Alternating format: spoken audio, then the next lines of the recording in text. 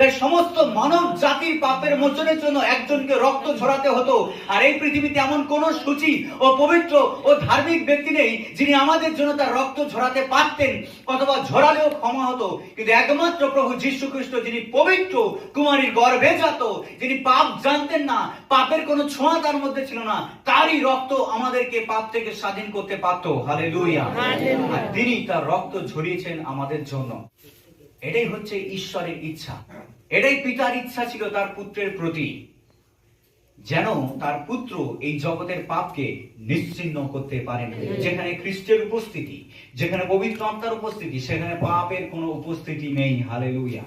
যেখানে প্রভু যীশু খ্রিস্টের রক্ত, সেখানে পাপের কোনো ক্ষমতা নেই। সেজন্য বাইবেলে বলছে, পৌল বলছে, ও হে পাপ, তোমার ক্ষমতা কোথায়, অথবা মৃত্যু তোমার হুল কোথায়? প্রভু যীশু খ্রিস্ট তার রক্ত দ্বারা, তার দেহ দ্বারা মৃত্যুর ক্ষমতাকে ভেঙেছেন, পাপের হুলকে তিনি নষ্ট করেছেন, মৃত্যু এবং পাপকে তিনি দূর করেছেন আমাদের থেকে। সেই জন্য আমরা বিজয়ী, এবং বিজয়ী অপেক্ষা অধিক বিজয়ী যীশু খ্রিস্ট। হালেলুয়া।